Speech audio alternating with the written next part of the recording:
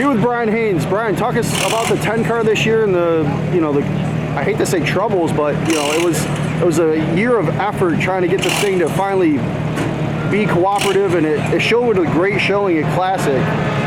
Yeah, it's been a fun year. Yeah, there were some struggles early on. I got to thank Jeff Carson for giving me this opportunity. Nate and Noah Radcliffe for vouching for me for getting this opportunity. And yeah, we struggled early on, just upper end motor issues, just trouble keeping the valve train together. But we started to get it figured out, and once I got some time on the chassis and got to work on the setup, we started to find some speed with it. So, just a lot of fun, a lot of firsts for this car individually, making it an 18-second car, snagged a heat win, so, not all bad. And then the 5th place at Classic was a little icing at the end of the year, and, we're just here tonight to have some fun and get some momentum going into next year. So how many times have you been up here to Evans Mills, and what's your thoughts on how the car is performing tonight? Yeah, this is only my second time ever racing here at Evans Mills. It's been 6 years since I've run a race here. Honestly, first practice was pretty good, just a little tight in the center of the corner. We went back out in the second practice and lost all our rear staggers. So hopefully we'll get it back here for the heat race, and we can do something, get into a top 3 finishing position and get the redraw position.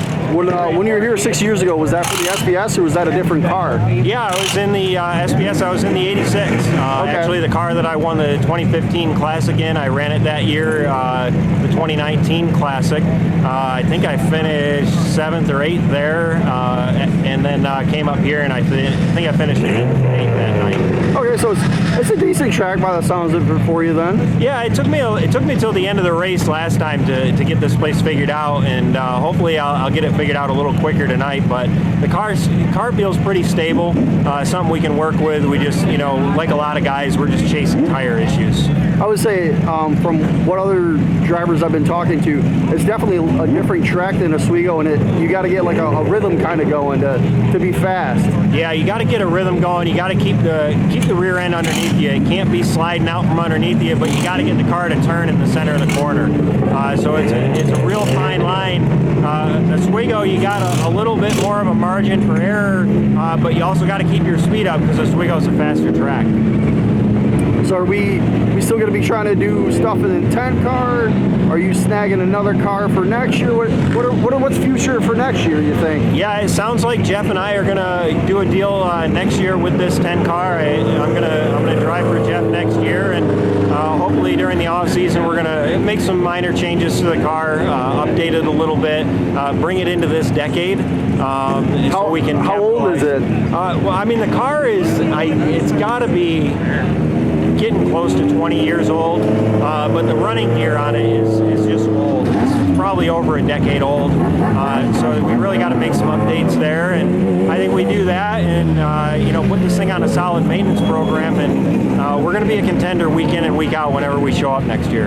You mentioned that this year with Classic and getting down to the times that it was getting, that was a first for this car. Who else has driven this car besides? I know Mike Fowler drove it at one point. Who else? Yeah, Mike Fowler drove it. I was actually talking to Dennis Richmond after Classic. He had driven it at one time when Bartlett's had it. I think AJ Furness, Connell drove it, and then Craig Heroff drove this when Tom Houserud drove the car. Okay, so yeah, with this being a 20-year-old car, it's been around the block then by the sounds of it. Yeah, it's funny. I was trying to get into this car years ago when Tom Houserud owned it, but obviously he didn't let me get in it. Maybe he should have. Who would you like to thank for this season? I got to thank my wife and daughter first for letting me come out and do this and continue to live the dream for a little while longer. I got to thank Nate and Noah Radcliffe for helping set this deal up. Obviously, Jeff for letting me run his car. He's a lot of fun to work with. We got some work to do to bring the program along, but he's invested in doing that, and looking forward to doing that next year. Got to thank my parents, my mom and dad, Donna, Skip, for everything that they do for us. Our family down in Tennessee, my grandmother, my aunt and uncle, and my cousins. I know that they've watched us all year out at Oswego. Got to thank my brother and my nephew as well, and Frankie and Greg and those guys that step over and give me a hand every once in a while over here. Is this going to be the last shebang tonight for you, or are you doing anything else this year? This is it for the year. You know, we got a lot of sim stuff to do up at Dirt Week with the gearbox trailer. Obviously, my company Martin PC helps make some of this possible as well. But you know, turning towards next year, focus on getting this car right and doing a lot of sim stuff in the off season. Awesome. Well, luckily you've kind of proven that putting the work in with this car has, you know, shown the results. So hopefully over the off season you guys can keep chipping away at it and keep having the results that you're looking for.